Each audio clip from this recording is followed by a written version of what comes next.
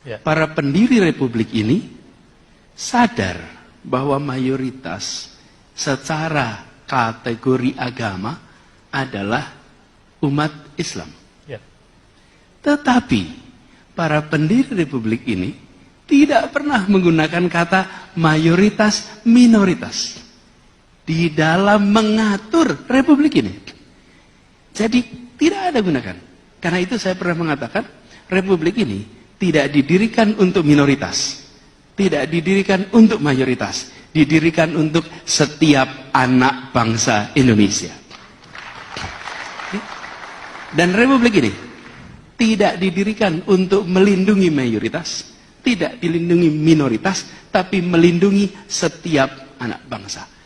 Tidak ada kata mayoritas minoritas di dalam konstitusi kita, di dalam pembukaan kita, dan di dalam perdebatan-perdebatan. Artinya apa?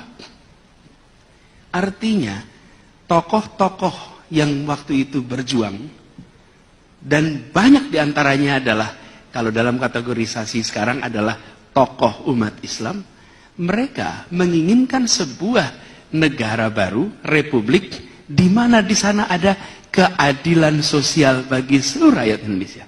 Keadilan sosial. Itunya arahnya ke sana. Ya.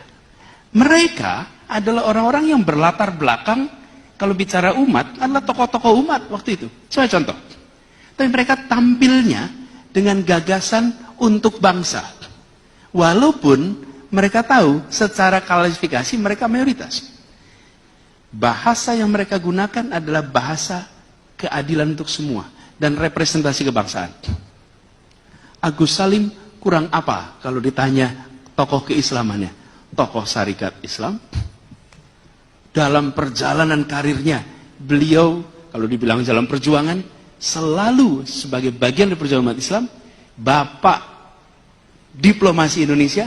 Ketika berdiplomasi keluar, beliau membawa Indonesia sebagai bangsa seluruhnya. Tidak bicara mayoritas. Tidak mayoritas. Jenderal Sudirman, guru sekolah Muhammadiyah.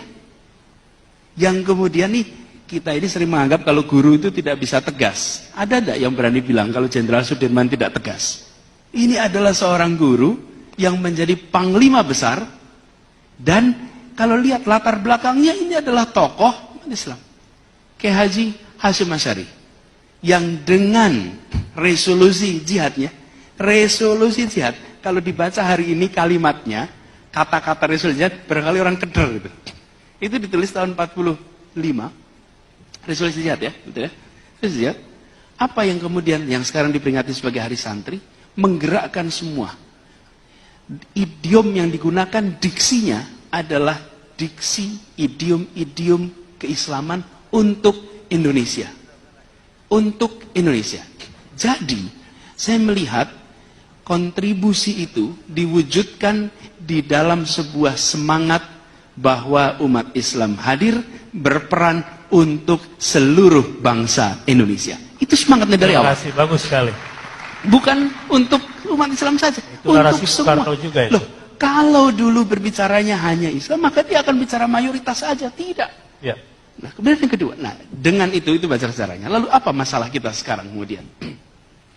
Semangat itu dibangun, keinginan keadilan sosial, 73 tahun kemudian, yang terjadi adalah sebuah negeri dengan ketimpangan yang merata. Ketimpangan di berbagai sektor. Ya. Minimal, timpang antara yang kaya dan miskin, antara yang berpendidikan tak berpendidikan, antara yang bekerja tak bekerja, antara yang di kota dan di pedesaan, antara yang di Jawa dan di pulau lain. Ya. Ketimpangan-ketimpangan itu yang kemudian hari ini menjadi masalah terbesar kita. Karena itu, kemudian ketika orang membicarakan dulu umat Islam, tidak bicara mayoritas minoritas, tidak bicara. Ketika ketimpangan-ketimpangan itu muncul, menjadi pertanyaan. Sekarang mayoritas penguasaan aset pada siapa? Ya. Minoritas penguasaan aset pada siapa? Ya. Mayoritas penguasaan dalam banyak hal ini. Jadi pertanyaan, dari sisi jumlah dalam artian orang, dan dari sisi jumlah dalam artian penguasaan ekonomi, jadi masalah. Ya. Nah, di sini menurut saya fokus kita adalah kembali ke titik azimatnya, yaitu ketika Republik didirikan, semangatnya menghadirkan keadilan sosial. Nah, lalu ada gangguan nih dikit, yang tadi dikatakan, kalau pembangunan itu ada 3, bangun politik, bangun ekonomi, dan bangun hukum. Yang satu adalah bangunan ekonomi, satu demokrasi, yang satu rule of law. 2 kita sudah ada, ekonomi udah, demokrasi sudah. Nah, PR kita terbesar ini kepastian hukum. Ini yang kemudian implikasinya pada persoalan-persoalan seperti kriminalisasi, seperti ada proses-proses. Kenapa? Karena kepastian hukum. Kira-kira itu, Ustaz. Terima kasih, Pak Anies. Luar biasa.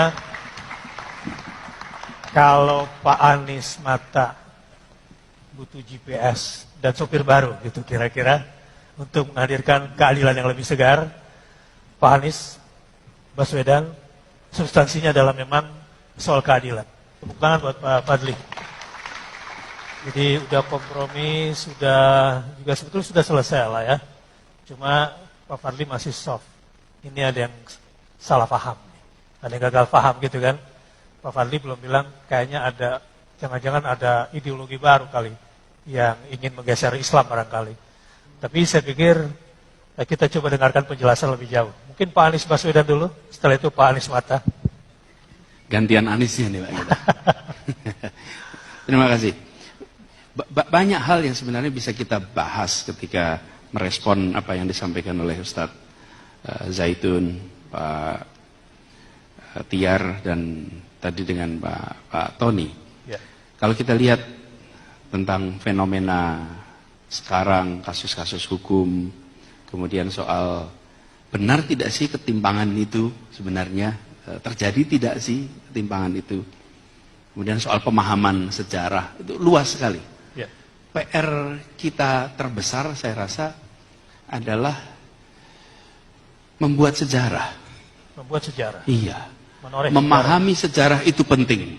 Menguasai sejarah itu penting. Tapi lebih penting lagi adalah membuat sejarah baru bagi umat Islam Indonesia. Ini harus kita buat. Harus bikin sejarah. Di masa ini kita berada di dalam situasi di mana menginginkan agar bisa berperan lebih besar, bisa berkontribusi lebih besar. Karena itu, kontribusinya akan punya dampak kepada kesejahteraannya, kepemilikannya, dan lain-lain. Karena itu, saya melihat PR besar di kita. Tadi bicara tentang ketimpangan, itu bukan mengecilkan yang sekarang besar, tapi membesarkan yang sekarang kecil. Di situ yang harus kita lakukan. Yang sudah besar, besar. Loh, itu bisa berperan seluruh dunia kok.